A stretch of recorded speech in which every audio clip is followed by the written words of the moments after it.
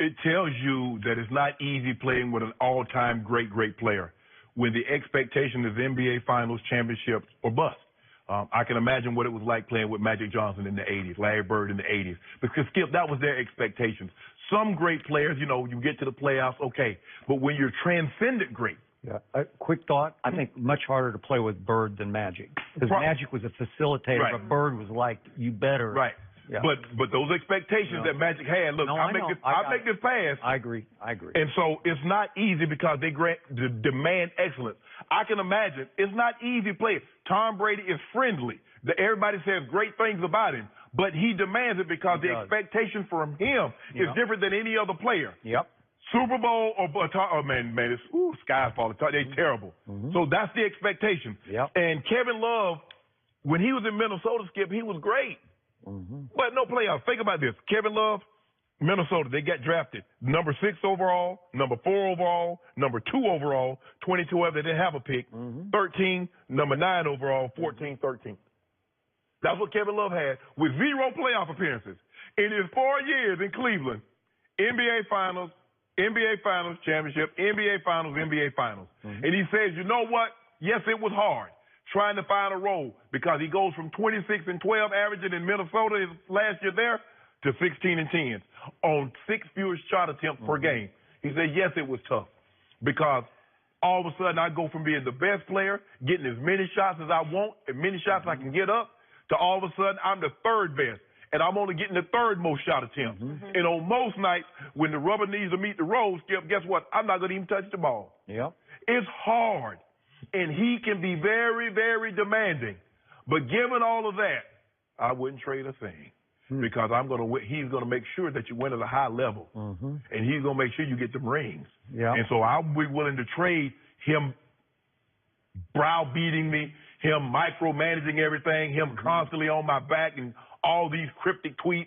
He had one, Skip, don't worry about fitting out, fit in, or worry about fitting in, fit out, whatever the tweet was. I got it right here. I'll read it in just a second. So he's saying, I get all that, but I ain't trading that. Yep. For that guy right there, we're going to win every night. Because guess what, Skip? Whether you played in Sacramento on a Tuesday or you played in the Garden on a Sunday, sold out. That's what you get. So the great irony of this conversation is we just had a conversation about Jimmy Butler with the T-Wolves, right? Yeah. Jimmy Butler is the flip side of Kevin Love. I don't want to hear about how Kevin Love fit in or fit out with LeBron James because he's the worst guy to ask about it because he went along for a great ride that he will forever appreciate.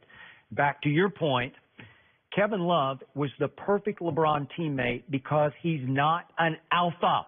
He has very little dog in him, and they tried to bring out the dog in him for 6 long years in Minnesota when he was supposed to be the man, the alpha. And I know 2 of those years were coached by Kurt Rambis, with whom I worked at ESPN. We used to talk about those years, and it was so frustrating because he saw so much ability in Kevin Love.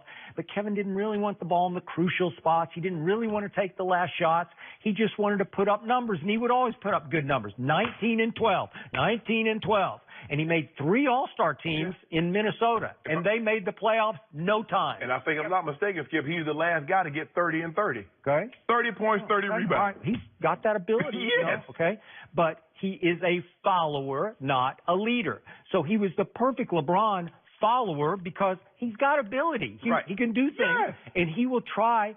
Again, the big fit-out, fit-in thing was he kept asking teammates the first year, well, what do I do for LeBron? Like, help me out here. What do I do?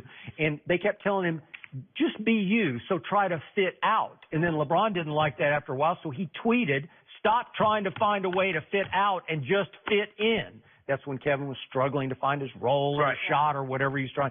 He said that LeBron tweeted, be a part of something special. Just my thoughts. Well, this is classic passive-aggressive LeBron sort of criticism / motivation because LeBron is tough. His moods are tough. He can have diva moods. He can be way up. He can be way down. And you're right. He's extremely demanding. He will point fingers occasionally. He will blame, deflect. He will say, I don't have enough help. My GM's got to go get me more help, which some people down the bench probably don't love. And Kevin Love walked in the door and said, tell me what What do you need from me?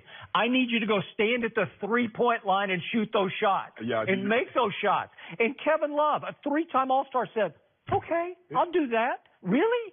Because most guys, most three-time All-Stars would say, me? Skip, you know what's so hard? Great players don't understand why other players can't be great. Because what comes so easily and naturally to them, he's like, just do that. Dude, do you understand? LeBron, do you understand who and what you are? Magic, did you like Jordan? Jordan was demanding, Skip. Oh, now there you get the highest level.